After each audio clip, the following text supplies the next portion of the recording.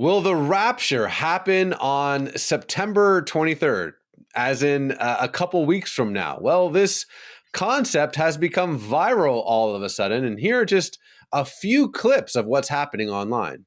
Is the rapture really now in September? That's what a lot of people have been saying. You may have seen many videos, TikToks, or comments claiming the rapture is coming in September. This is during the Jewish Feast of Trumpets. But then I saw a TikTok of a guy saying he was selling his house and all of his cars and he was getting himself ready for the rapture happening on September 23rd. And I realized people actually think the rapture is happening September 23rd. I've been asked to speak and address the idea or the message that's been spreading, that's viral, that there's going to be the rapture.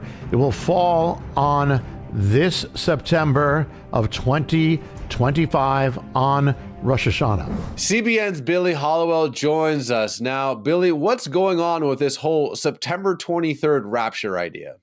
You know, I hope it's happening. I'm going to pack my stuff right now and get ready to go. But no, look, the rapture is not an event. None of these prophetic events, any end times event, we are not supposed to be date setting. And we'll talk about that in a moment. But for some reason, people have sort of fixated, and I think it's because you have a Jewish holiday, right? The Feast of Trumpets, Rosh Hashanah, that is happening. I believe it's on sundown on the 22nd through the 24th of September. And so the 23rd falling in the middle of that during the Feast of Trumpets, it is sparking all sorts of speculation. You take that event, right, on the calendar, the new year there, and you mix it with all the things that are happening in the Middle East right now, with Israel, with a push for a two-state solution, with other countries probably very quickly trying to push on Israel to, adopt this two-state solution. So people have, for some reason, said, oh, the rapture is happening. And I have to tell you, we have seen this again and again and again. It goes back centuries of people trying to predict, when we're not supposed to, the date of the rapture. And the most infamous one of late happened a few years back with Harold Camping saying that he had a specific date for the rapture. I think he even chose a second date when the first one didn't happen based on all these calculations. And there's some real dangers to this, which we can talk about. But that's sort of the background of what is going on here. Well, obviously, the verse that people will pull out here is Matthew 24:36. But about the day or hour, no one knows, not even the angels in heaven, nor the Son, but only the Father. But then you also will hear these people, I don't mean that in a derogatory sense, and there's a large camp of folks that will say, Daniel actually predicted the coming of the Messiah to the day. And so we should be hyper vigilant to be studying prophecy, hyper vigilant to be reading the signs and the times, hyper vigilant to see, to calculate this kind of thing. So Billy, obviously you've spent a lot of time researching end time stuff, researching latter days concepts and biblical worldviews. What do you think is, not to put you on the spot, the most biblical way of handling these date sets? Now, I love that question because, by the way, it's not just in Matthew, it's also Mark 13:32 says almost the same exact thing word for word about nobody knowing the day or the hour. So you see it there twice in the Gospels. Here's the deal. When you go and you look at what Jesus says, he talks about all sorts of things. When he's asked by the disciples for the signs of the end times, right? He talks about false messiahs and prophets. He talks about wars and disasters, earthquakes and famines, right?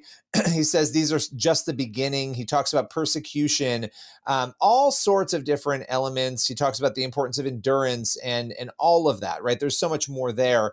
But I think the appropriate balance is to be aware of these signs, right? To know that we're always marching toward the end of days. And I think the key difference between, Daniel and the first prophecies that we're talking about of Jesus and the end times is that the end times is about the end of the age, the new era, the new heaven and earth. And there's so much debate and discussion about all of that. It's a very different type of prophecy. So we're told to be aware of those signs. I think there's a reason why Jesus gives us those, but not to obsess about the day or the hour, because so many things, need to happen or are going to happen based on what we see in prophecy. So I think our balance is don't date set, know that we're always marching toward it. And here's the deal. It doesn't matter whether whether the rapture happens tomorrow or whether there are some people who believe the rapture and the second coming are one and the same, we won't get into that debate. But what I will say is that we need to be ready, always ready. If you really believe the end of days is coming, you should probably be reaching out to people who don't know the Lord, witnessing to them and sharing with them. That should be our focus, not date setting, which we're specifically told not to do.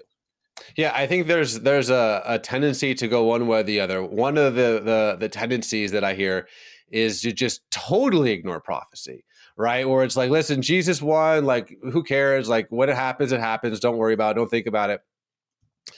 I don't think that view is biblical. Now, dedicating every waking moment to, finding the exact time, I mean, that's your prerogative. But I do think it's interesting that the book of Revelation which is basically a book of prophecy, starts with chapter 1, verse 3, blessed is the one who reads aloud the words of this prophecy.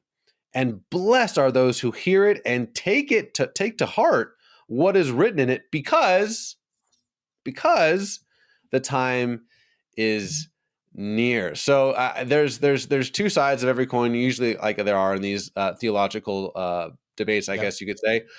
So let us hear what I'm genuinely curious. What do you think about not just date setting in general, but September 23rd? Put it in the comment section.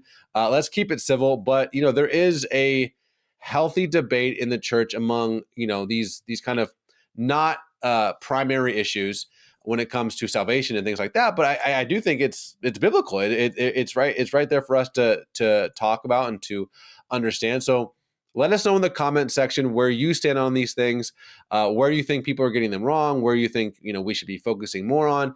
But I do think this is a subject that's going to get more and more attention as the rise of AI, the rise of global wars, Israel's being more maligned and ostracized than ever before. So you have a lot of these things in play. But let us know in the comment section, and we will be obviously talking about this more and more in the days to come. But Billy, I will give you the last word.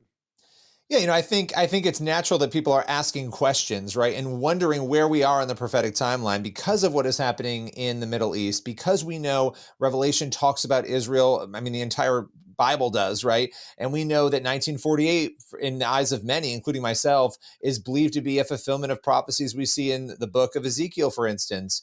And so there's a lot happening. And so it's natural to ask questions. We want to ask healthy questions. We don't want to obsess about a specific date. Only God knows. And our mission is not to obsess about that. Our mission is to be aware of it, to look for the signs, to understand. And those signs should spark us to, again, preach the gospel to the people around us so that we make sure they are saved, right? If we're really worried it's happening soon, then we need to make sure we get people saved. So appreciate this conversation, Raj.